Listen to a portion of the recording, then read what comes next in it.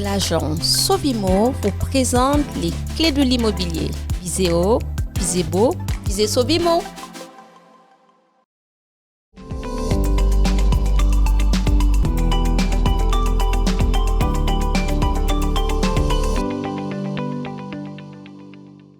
Bonjour à tous, j'espère que vous allez bien. Aujourd'hui, j'ai le plaisir de recevoir Madame Maudrey Alexandrina dans notre émission Les clés de l'immobilier. Bonjour Alexandrina. Bonjour Vassia.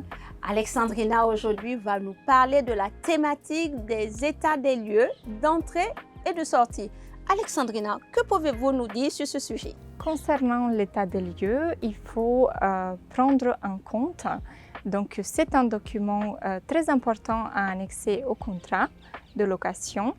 Ce dernier doit être fait en présence du locataire.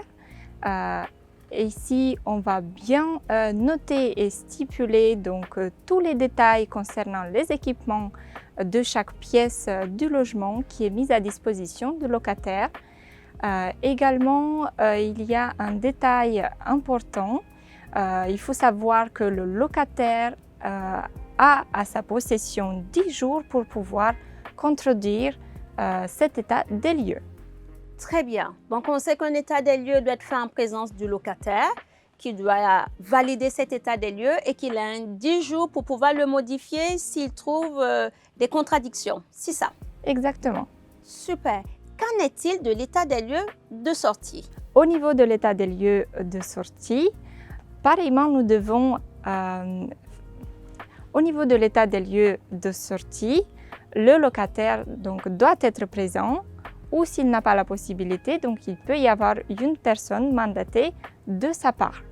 Ici, nous devons bien noter la date de l'état des lieux de sortie, le domicile du locataire ou bien le lieu d'hébergement de ce dernier, mais également des observations au niveau donc de chaque pièce et l'équipement du logement, s'il y a eu donc des évolutions à cet effet. D'accord, donc si je comprends bien, lors de l'état des lieux de sortie, on doit prendre en compte la nouvelle adresse du locataire ou son nouveau lieu d'hébergement.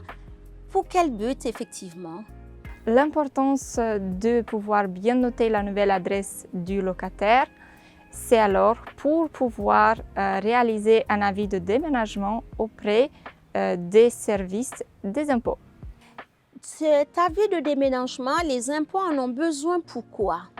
Le service des impôts aura besoin de cette nouvelle adresse pour envoyer au locataire à partir du 1er janvier la taxe d'habitation. Ici, prenons le cas où le locataire qui s'en va ne donne pas sa bonne adresse. Quel est l'inconvénient pour le propriétaire lorsque le service des impôts n'a pas cette nouvelle adresse? Dans ce contexte, le propriétaire est mis en difficulté si l'adresse n'était pas conforme.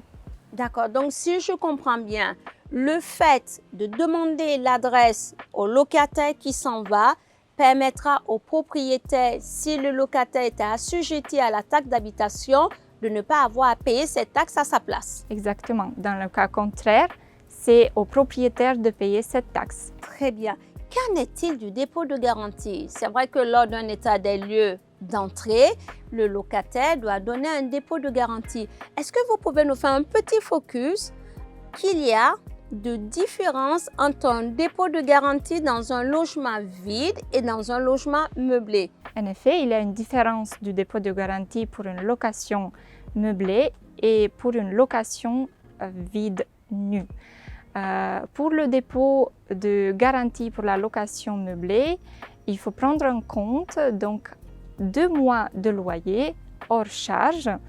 Merci pour les précisions que vous avez apportées en ce qui concerne le dépôt de garantie dans un logement vide ou meublé. Quel est le délai de remise au locataire du dépôt de garantie? Dès lors que l'état des lieux de sortie a été réalisé, le propriétaire ou bien l'agence mandataire peut restituer le dépôt de garantie au locataire dans un délai d'1 mois si l'état des lieux d'entrée et l'état des lieux de sortie ont été conformes.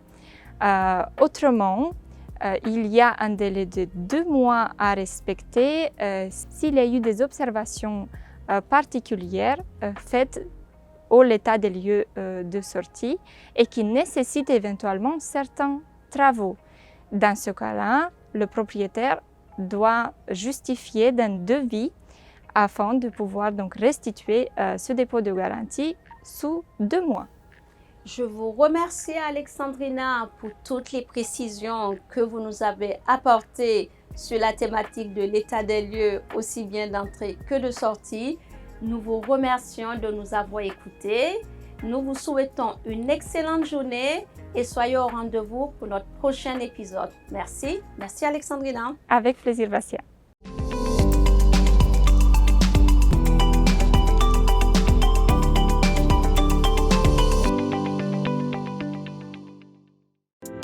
L'agence Sovimo vous présente les clés de l'immobilier. Visez haut, visez beau, visez Sovimo.